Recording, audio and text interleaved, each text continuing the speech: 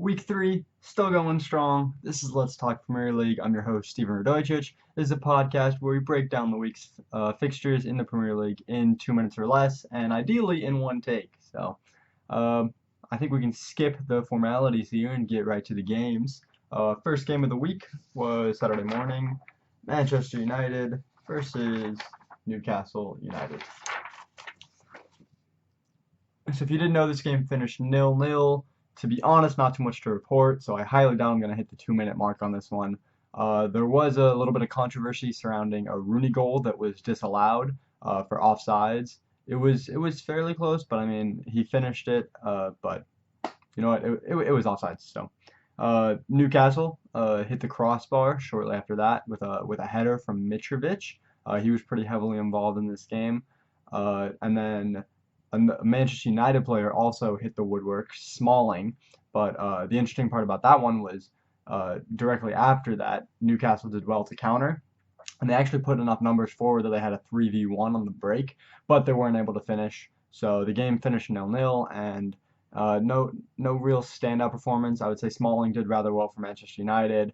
Darmian well in the back again. I mean, the Manchester United back line is looking to be one of the more solid ones. So in terms of fantasy, if you're looking to get some defensive players, I would consider looking at Man U guys. Newcastle, no one's really impressed me. Let's see if I see anything that would say otherwise. Krul did well in goal, 8 saves. Just looking at stats here, but yeah, I think that about covers it for that game. So I think we can move along. So with that being said, let's stop the timer. And the next game to report on was Crystal Palace versus Aston Villa. So this game was slightly more exciting. We finished Crystal Palace 2, Aston Villa 1. Early in the game, there was a disallowed goal for Crystal Palace that had some controversy behind it. It was a clear offsides, but with that being said, the refs didn't catch it right away, so there was a long talk between them before the decision to disallow the goal was made. So there was some celebration for a good 10-15 seconds. Crystal Palace thought they had gone ahead 1-0, but they called it back and it didn't count for anything. Shortly after that, Crystal Palace did manage to get the go-ahead goal. Dan made a header off of a corner to make it 1-0. And then there was an Adama goal that was for Aston Villa that was counted as an own goal because it took a wild deflection. So Adama Traore for fantasy, if you want to look at him, he was pretty involved for Aston Villa, but no one from Aston Villa played fantastically, I would say. The final goal of the game was for Sacco, Crystal Palace. He netted one home. He buried the winner. And so Dan got a big bonus if you're looking for a defender. I believe Dan's a defender. Sacco got a big bonus as well. So overall, Crystal Palace has been looking pretty good. If you're looking to get some players, I still like Johan Cabaye. He didn't do much this game, but Puncheon's pretty good in the mid. So Crystal Palace is a good team to look at in terms of fantasy. Aston Villa, hard to recommend at this point, but is what it is. So that game finished 2-1 in favor of Crystal Palace. Moving along, we have, let's see here, we have Leicester versus Spurs. Oh, Spurs, there we go. Here we go. This game finished 1-1. Leicester's been playing fantastically this season. They're sitting on 7 points now. This is actually the first points that they dropped, and with that being said, they still played really well to contain Spurs to 1-1. The first half was pretty slow overall, not too much to report on there, but in, I want to say, the 70th minute, give or take a little bit, Tottenham managed to put together an attack where they did go ahead and take the lead, where they went up 1-0, a goal from Ali, assisted by Chadley, it was crossed across the face of the box, and they brought it home, but directly after, and when I say directly, I mean right off the kickoff, Leicester managed to equalize. They played a back pass, bombed it forward to the right wing. Mahrez cut in and finished a nice goal. Mahrez has been absolutely phenomenal since the start of this season. So, I mean, if you don't have him in your fantasy team yet, I think you should get him because Leicester's upcoming fixtures are certainly favorable for Mahrez, and I think he'll continue to do well. Honestly, it was a slow game other than that little bit of excitement in the second half. So that's all I got for that one. So moving along to the next game, we have Norwich versus Stoke.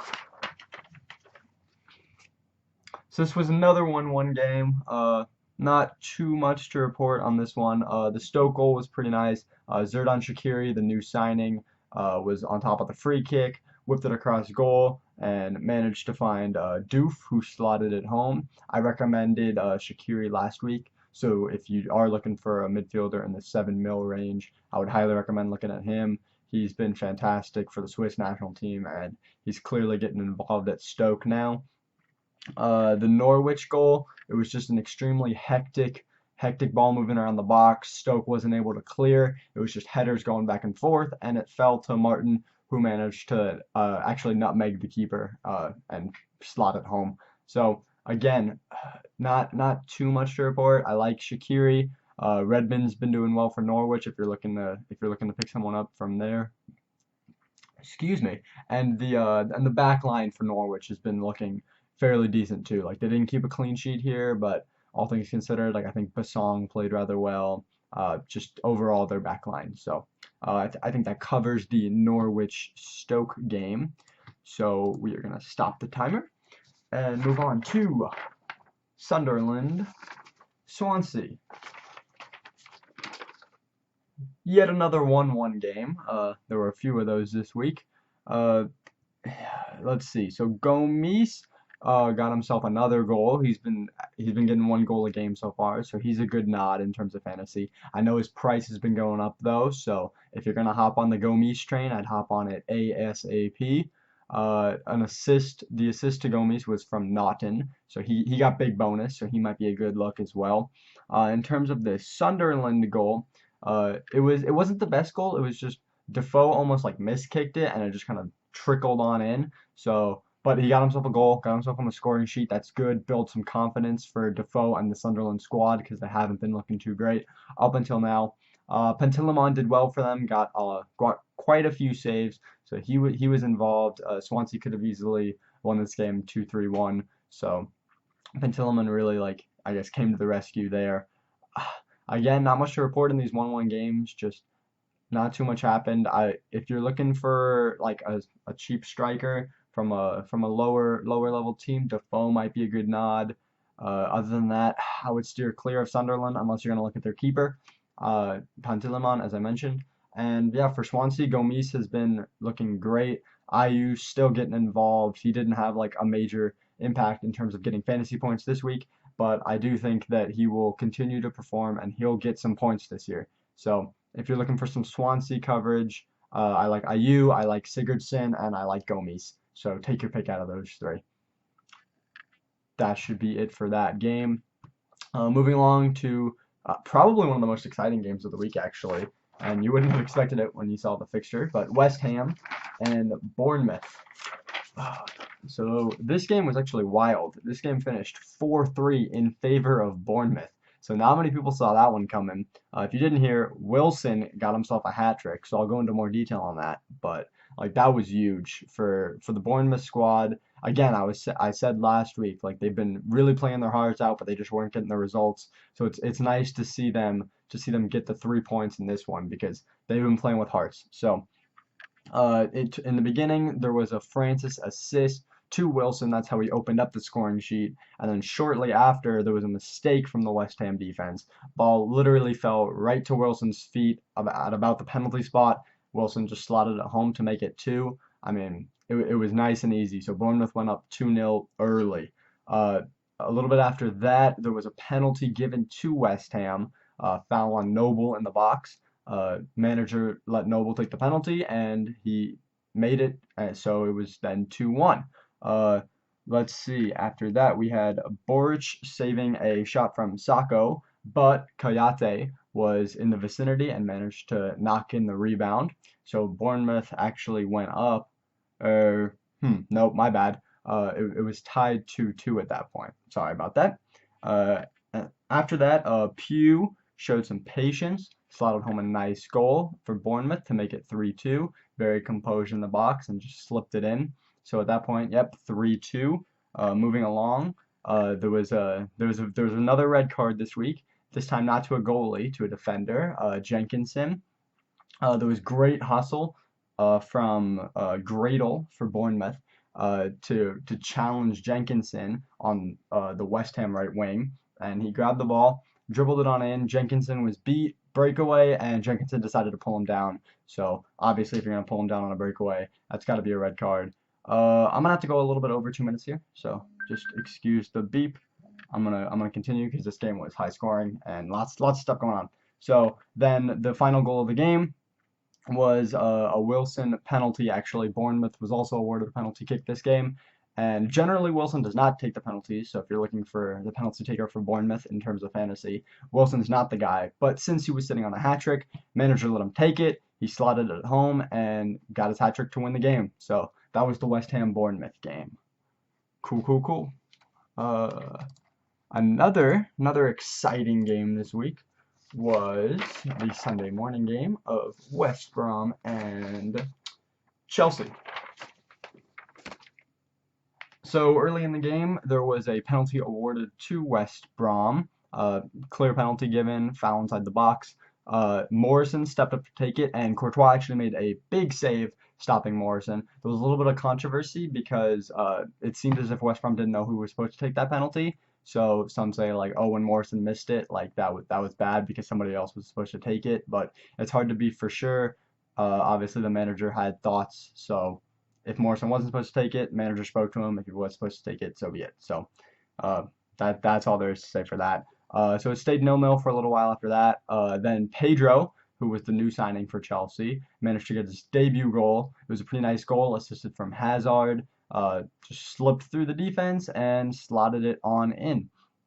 For the Chelsea second goal, Pedro assisted to Diego Costa, and I was really impressed with this goal from Diego Costa because it was sort of off of a counter, and Diego Costa was in his own penalty box, and he had to run, basically sprint all the way across the field to get on the other end of a cross near the other team's penalty box. So he ran the full length of the field, and you don't often see forwards do that. So I applaud Costa for his first effort to slot home that second goal. From there, there was a nice West Brom goal.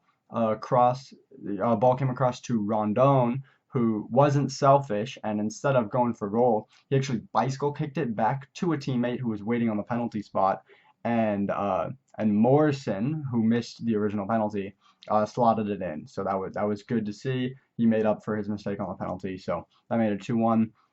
Chelsea then took the lead 3-1 off of an Azpilicueta goal. Yeah, you don't hear that too often, right? Azpilicueta goal. So I think that was actually his first game in the Premier League. So I have him for fantasy. So I was a happy camper since Chelsea lost their clean sheet. Going over again, but this was another high scoring, so we're gonna allow it. And then towards the back end of the game, John Terry was given a red card for a foul in the box. Morrison, I believe that's where Morrison got the second penalty, and so he did end up getting 2 goals on the day, even though he missed the penalty. So that was Chelsea 3, West Brom 2. In terms of people to look at, everyone's dropping Terry, and I would too if you have him. Even Ivanovic, I don't think he's warranting the price right now. Look at guys like Azpilicueta. I mean, he's getting just as much playtime as everyone else. So definitely Pedro for Chelsea. He just got signed. I know that there's a hold in terms of his price, so he's not going to go up immediately, but people are bringing him in, so he's definitely going to go up soon. So I would give him a look. So I think that kind of covers that game. Let's see here. From there, we're going to move on to the Everton-Man City game. Cool. So this game finished Man City 2, Everton 0. Man City played rather well. They had 2 goals coming from Kolarov and Nasri. The Kolarov goal was assisted by Sterling, who did his first thing on the year, so that was good to see. Nasri goal assisted by Yaya Toure. Overall, the beginning of the game, not too much going on. I only managed to watch the first half because I had other commitments to stay, but I saw the highlights for the Kolarov and Nasri goals, and they were good goals. So I mean, I obviously can't complain. Man City played well. Everton played fairly well, all things considered. I think a lot of people expected this to be a low-scoring, close game, but I mean, Man City sitting at the top of the table, goal differential of 8, still yet to give up a clean sheet. So, and on that clean sheet note, trust me, fantasy managers are noticing this. The Man City defense is in high demand right now. Prices are rising like crazy. Kolarov, Company, Sanya, all going up in price. So if you're going to try to hop on the Man City defense train, get on it now. I know I already said this about another situation, but like this is one to hop on. If you have your free transfer, if you're thinking about wild carding, get some Man City guys in your squad because they're looking like the team to beat right now. For Everton, only player that really impressed me was Howard, and because I mean he's always good in goal. He was shutting down Aguero for the most part. So if you need a keeper, if Everton manages to hold clean sheets, which I'm not sure if they will, Howard's a good nod. But other than that, they have tough fixtures. As I said last week, Lukaku's a great striker, but against these big name teams, I'm just not sure if Everton's going to be able to get points on the board. So that's about all I have to say for that. So look at the Man City defense. I'll talk more about it for the post show, but keep that in mind. All right. From there, we're gonna go to Watford, Southampton. Cool. So Watford Southampton finished 0-0. I honestly don't have too much to report on this. I didn't watch it. I watched the Man City Everton game instead, and I think I made the right call since this game finished 0-0. In terms of highlights from what I saw, Gomez, the Watford keeper, made a couple really nice saves. Pele had a good shot that could have made it 1-0, but again, Gomez with a good stop, so he ended up getting a lot of bonus. So if Watford is able to keep some clean sheets, he might be a good look in terms of goalies. Capoue also almost got himself a goal in this game, but he headed it directly over from point blank. So I don't know what can you do, right? I'm not gonna be able to go 2 minutes on this game. I didn't watch it, and not enough happened to report on. So that's all I have to say for that. Last game of the week was a Monday game between Arsenal and Liverpool. So unlike the last game, so actually I should preface this by saying yes, this was a 0-0 game as well, but unlike the Watford Southampton game, this was much more exciting. Lots of stuff going on, lots of goal scoring opportunities, but both keepers were on their A game. So early in the game, there was a goal disallowed for Ramsey, offsides. As an Arsenal fan, I'm gonna say it was onside, but lots of controversy surrounding this one.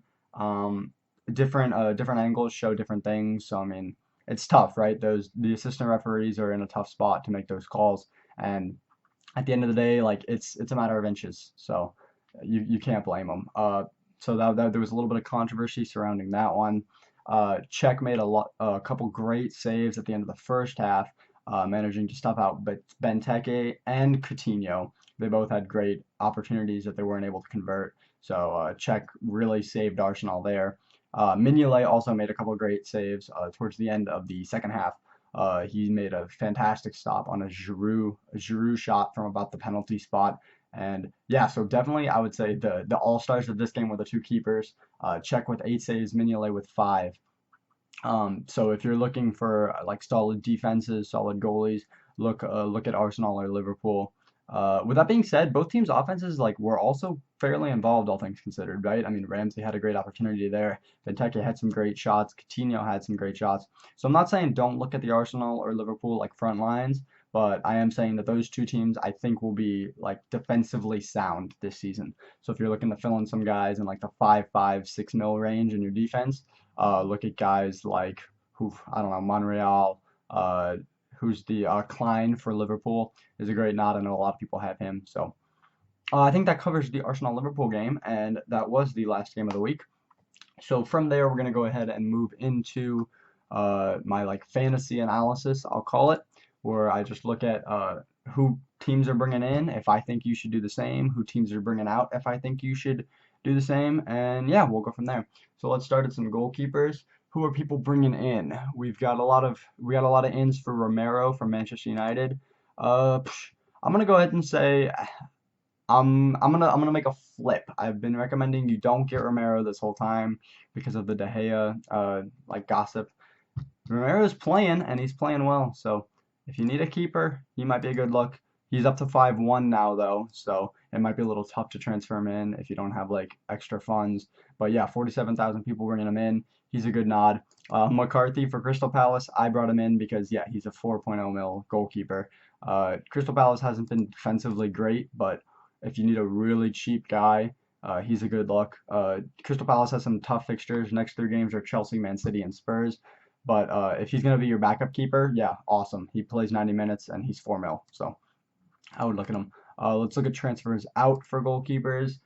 A lot of people got rid of Czech, and I think that was before Arsenal played because Czech got 11 points this week. So if it was after the fact, that wouldn't really make sense. So I'm not really going to report on that. Czech's a great goalkeeper. He struggled in the beginning, but I think he's finding his form. Moving into defenders, let's see who people are bringing in. As expected, lots and lots of Man City. Lots and lots of people picking up Man City defenders. Kolarov up to 5.7 now. Wow, like 150,000 transfers in. He did get himself a goal, so I'm a little weary of Kolarov because I think he might be rotated once Otamendi gets going and in the squad. I think if you can afford Company, he's up to 6.3 now, so you might not be able to afford him. But if you can, I think Company is the better grab. 120,000 people agree with me. They pulled him in, so he's a great look. I will touch on Sanya for a moment.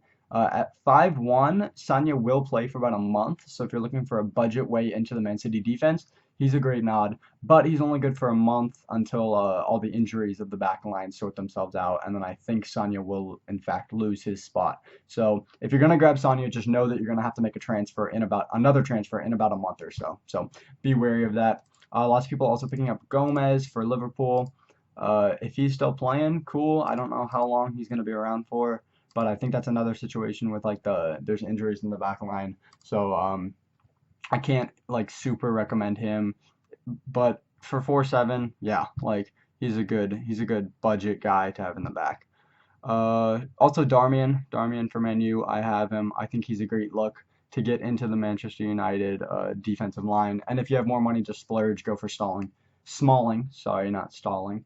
Other than that, I think that covers it for defense. I guess I can look at who's going out. I imagine lots of Chelsea guys. Am I right? Yes, I am right. Terry, yep, Terry with the red card. 68,000 people trying to get rid of him. He'll be suspended for a little while, and he's not playing as much. So if you have Terry, I think get rid of him now. At 6.9, I don't know why you have him. Ivanovic, Chelsea just hasn't been keeping clean sheets, and they haven't been super defensively sound, and especially with John Terry now looking like he will not be playing 90 minutes every game. I don't know how safe I feel with the Chelsea back line. So Ivanovic at 6.9, I think there's a lot better options. But I don't know. Is what it is. Also, Arsenal guys, people getting rid of Arsenal guys as well. Koscielny picked up a little bit of an injury. Mertesacker got sick, so he didn't even play the last game. Yeah. So that's it for defense. We're gonna go ahead and move into the midfield. The most transfers in. Our guy from Leicester, Mahrez, I said get him early. I said he was the best knee jerk, and I think it's safe to say he's not a knee jerk anymore. He's the real deal. He's doing great. His price has risen up to 6.0 already. He started at 5.5 if you didn't know. So if you haven't gotten him yet, and 31% of the people already have him. If you haven't gotten him yet, I would say don't feel bad about like being late to the party, right? In terms of price increases, like you might feel like, oh, like I don't want to like it's like a waste of 0.5 mil, right? Like you hopped on it too late. I think you should still get him because I think at 6 mil, he's by far the best option, right? Like he's a fantastic cheap midfielder. I have him. He's going to be playing almost every game for me, even though he's my cheapest guy. Like he's an awesome fifth pickup or like your fourth midfielder if you're also trying to have a really cheap one who's going to sit on the bench. So I would say, yep, definitely look at Mahrez. Tons of transfers in for Pedro of Chelsea, and I think that's partially in fact because Hazard hasn't been performing well. So I would imagine a lot of people are dropping Hazard, picking up Pedro. And yeah, I think Pedro's already in form. He came in, made a statement for Chelsea, and he's on fire. So if you're looking to get Pedro, I would hop on that now. Yaya Toure, a lot of people picking him up from Man City. His price is increasing, so if you're trying to increase your team value, he's a good look.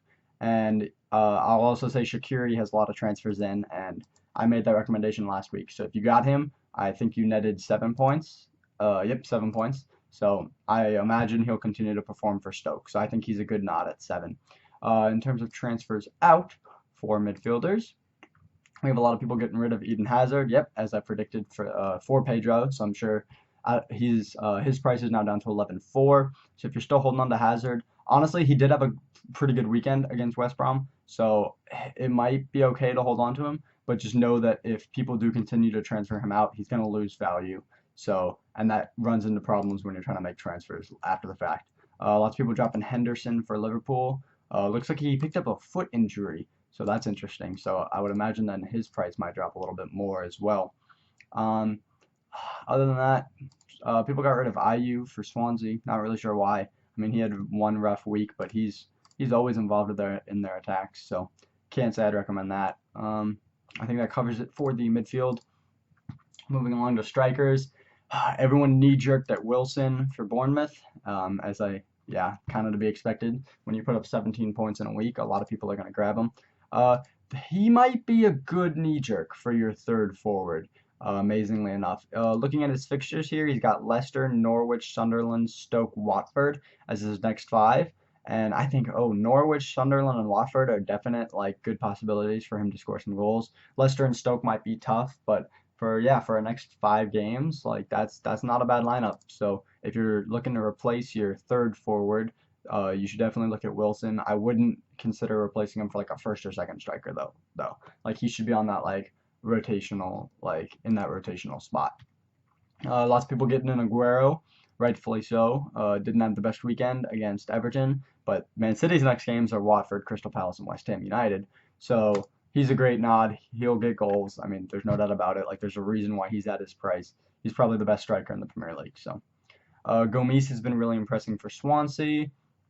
He's been getting a goal a game, 6 points across the board. So if he continues to do that, he's a great fantasy nod at 7.2 for your second striker role. Who else is coming in? Lukaku, Costa, Benteke. Yep, everyone's doing well there. In terms of a budget guy, Doof for Stoke isn't a bad look at 6.5. But again, he's a little bit of a pricey third option and a little bit of a cheap second option. So he's in kind of a weird no man's land. In terms of forwards that are getting transferred out, what have we got here? What do we got? We got everyone getting rid of Rooney and Kane. Yep, their prices are dropping. Rooney hasn't been performing for Man U, so it's hard to hold on to him, right? If you don't see him as worth the 10.5, then get rid of him. Same for Kane. There have been a lot of articles coming out about how Kane had a one fantastic season, and then you shouldn't expect him to do the same this season. I imagine a lot of people might have read one of those, and now they're realizing that 9.5 can go elsewhere. So Kane's dropped to 9.4. Berahino, I know he did not start for West Brom. Actually, he didn't play at all this weekend because there's been a lot of gossip about him going to Spurs or anywhere really. I think there's 15 plus teams interested in signing Berahino. So you don't want a player playing if their mind's not on the game. So looks like Pulis decided not to play Berahino for this game. Tons of people are getting rid of Pele. I have him, and I'm gonna go ahead and make a bold statement and say don't get rid of Pele, even though it looks like the majority of people are. Looking at his next games, he's got Norwich and West Brom, and God, he's due for a goal. He's due for a goal. I got him, and I think it's only a matter of time. Either this week or next week, I'm going to go ahead and say that Pele will get himself a goal. So if you have him, I would hold on to him. I don't know if I would transfer him in just yet, just kind of see where it goes, because if his price drops, you don't want to be making transfers to then lose value. But if he remains solid at an 8.0, I think he's a good second choice option. I think that's gonna cover it for this week for Let's Talk Premier League. Hopefully you learned something. Hopefully this helped a little bit, and I look forward to doing this again next Tuesday. It's always fun. If you get the chance, definitely watch games over the weekend. You'll learn a lot more by watching it yourself rather than listening to me talk about it. Especially since I can't watch all the games, so some of the shit I'm talking about is just solely off of highlights. But yeah, even if you do watch the games, come for the fantasy analysis, because I think that's something that I give a little bit unique, where I don't know, maybe my opinion's different than other people's. So again, thanks for stopping by, and we're gonna finish it off with the classic whoa.